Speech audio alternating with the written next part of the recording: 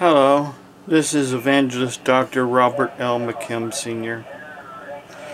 I wanted to talk real quick about,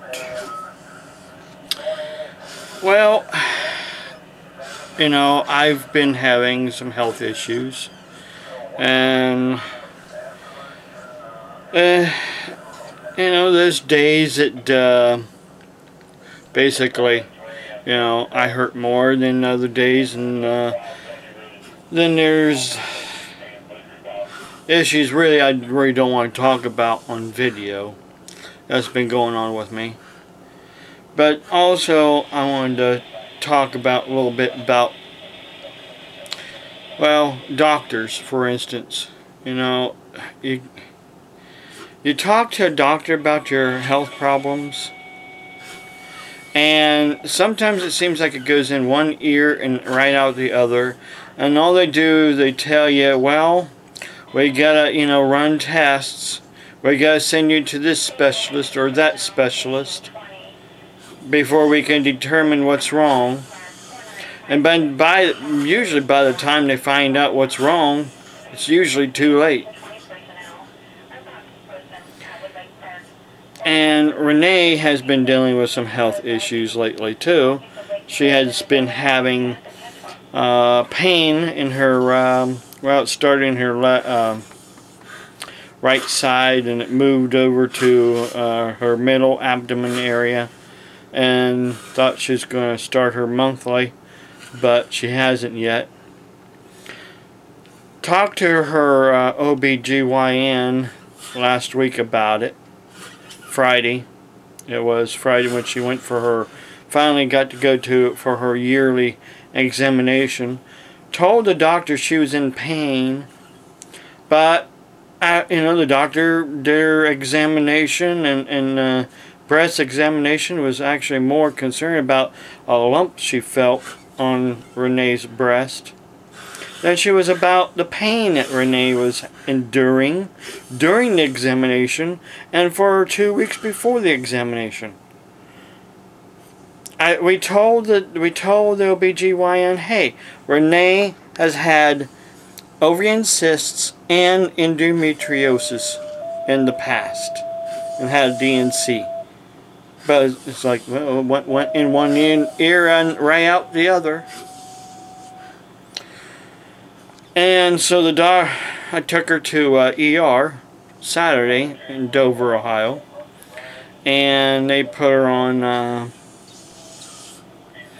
a pain medication and told her to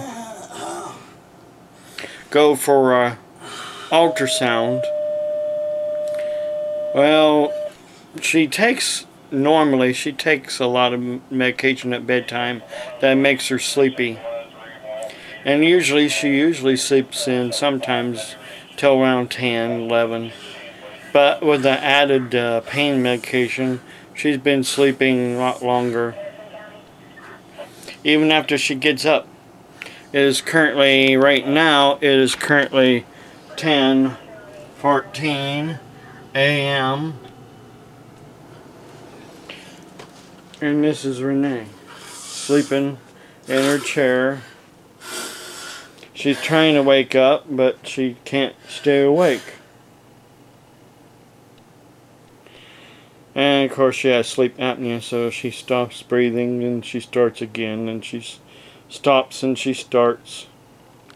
But long story short, doctors, I would like for you to take all this medication that you prescribe her to knock her out like this. And then when we had the issue with our vehicle not running for about two and a half months, Carroll County Transit Service, they expect people to go to appointments in the morning so they can be done and back in the garage by 4:30 p.m. They were going to leave us hanging in Denison, Ohio, with no way home. They were going to take us to an appointment, drop us off, and then we would have to find our own way home. That is what they told me. We had no way home. I have family, but my son works. My ex-wife, she's tied up into what she does. My dad, he was in Florida at the time. But still, when I had this procedure done back on the 20th, and then I end up running a slight fever, and was having some other difficulties, and my urologist wanted me to go back up to the hospital, to their office, to get checked out again. Guess what? I had no way unless I went to the ER by ambulance. And then I probably would not have no way home. Because I had no money. And hospitals around here don't pay for taxi services. They do not do that. They might help you with a bus pass, but buses do not come to Carrollton, Ohio. They only go as far as Waynesburg, which is in Stark County. Carroll County does not have a bus service, and the bus line does not come down to Carroll County. So let's get some things straight. Alright, there are programs that are available for the disabled and the elderly. But basically, you gotta give up your entire life, who and what you are. I would have to basically give up being a Skywarn storm spotter, an amateur radio operator. I could probably still have my ministry in an apartment complex, but that would be all. Because of the fact, when you're in an apartment complex, you're under a lot of stupid, retarded rules. And what does retarded mean? Retard means to hinder, to hold back. And that's what those rules do. They hinder people and they hold them back from fulfilling their full potential. Basically, those apartments are mainly meant for the elderly that are retired, or the disabled that basically don't have no chance for a life. I did not study and study and study and study and study with the Universal Life Church and study the Bible and took other Bible courses just so I can have all my rights stolen from me because of rules. This is what gets me. It seems like rules always trump the law. But when I read the law, it says the law trumps rules. So which is it? Is rules more important than the law? The letter of the law? I mean, it seems like when you take somebody to court and you tell them, here's what the law says, but they're like, oh, well, here's what our rules say. And the rules always trump the law. Yeah, especially if you don't have a good lawyer that knows how to, you know, get around those rules. Or you get a lawyer that's basically a joke, like a court-appointed attorney, that's not really out to, you know, really help you at all, but basically is only there to try to get you the lesser sentence.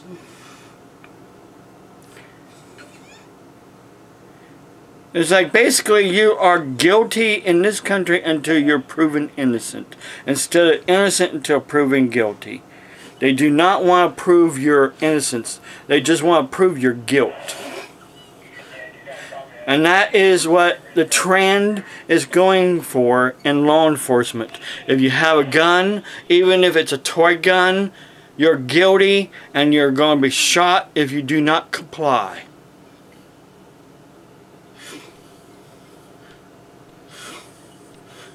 It's all about compliance. It's not about the law.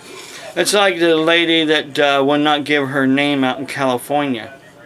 The police officer said, at first in the video, he said, to the other lady, there was no crime.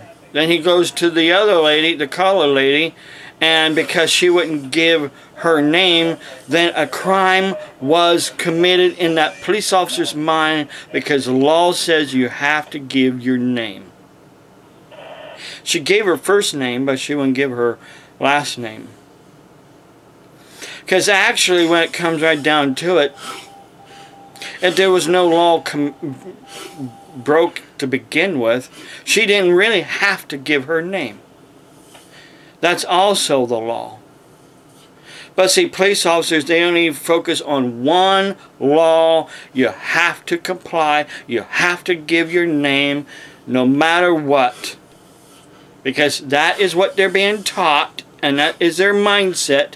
They're not being taught, wait a minute, a citizen really doesn't have to divulge their name if there's no crime committed. But in the mind of the police officer, there is a crime committed if you don't give your name.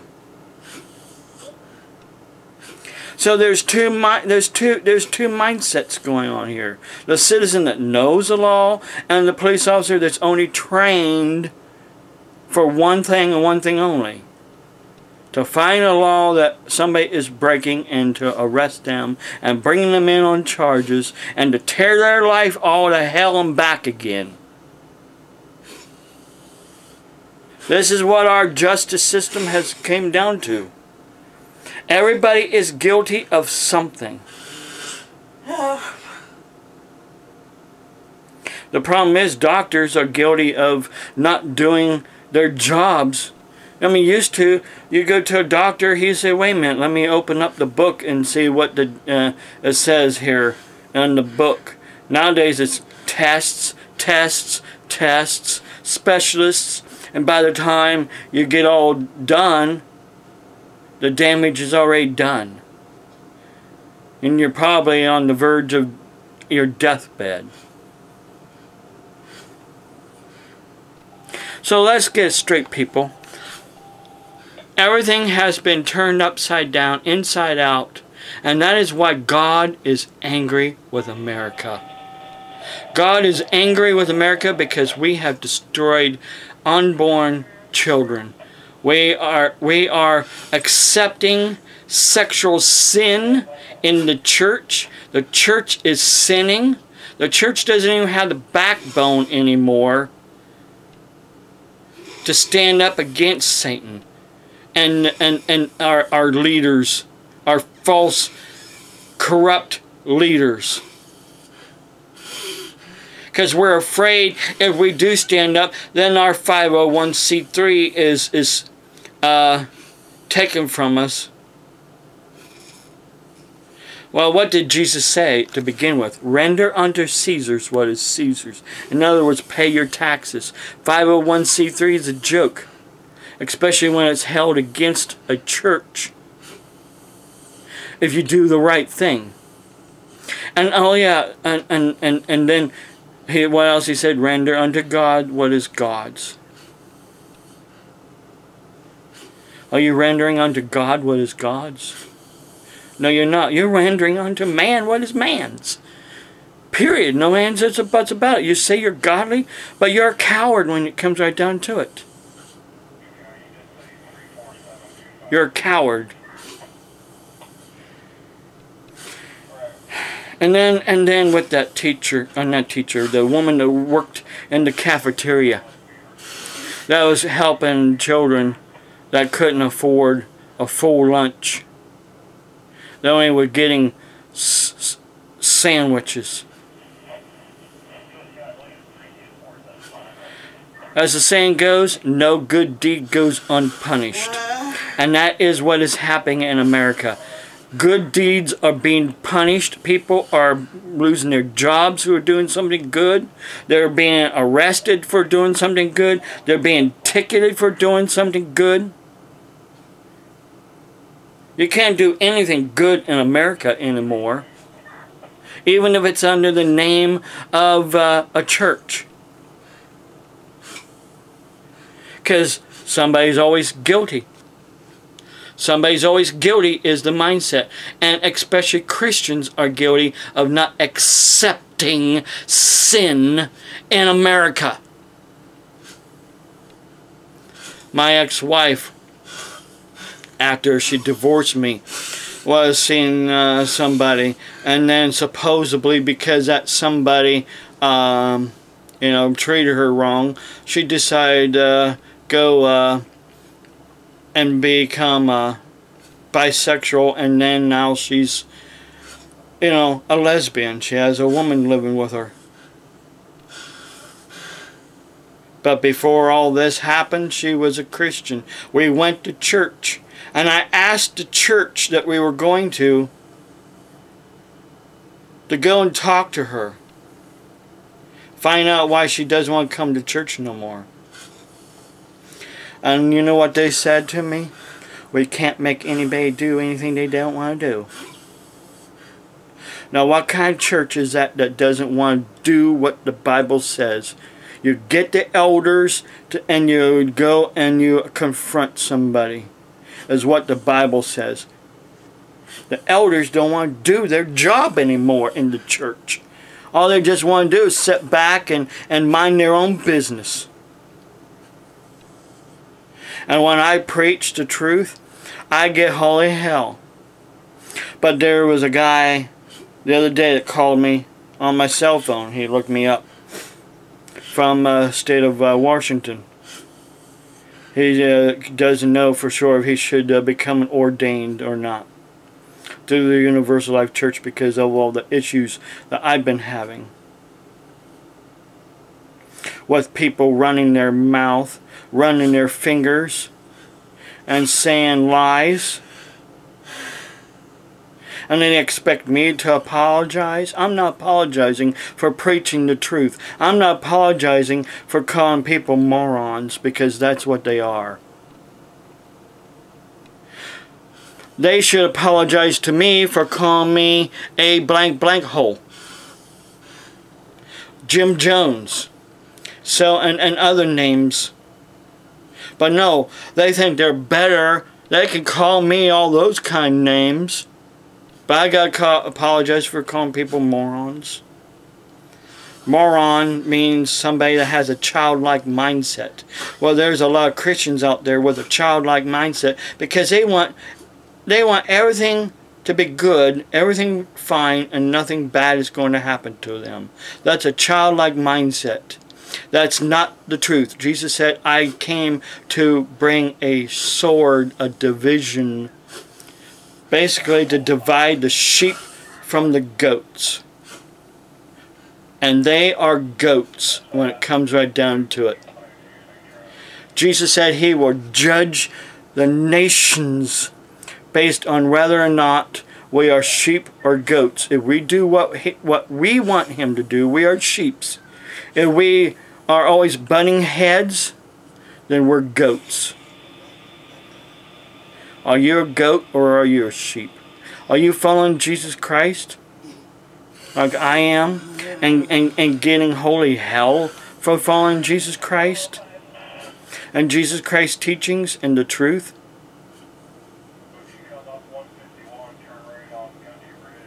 It's time to make up your mind. Get off the fence.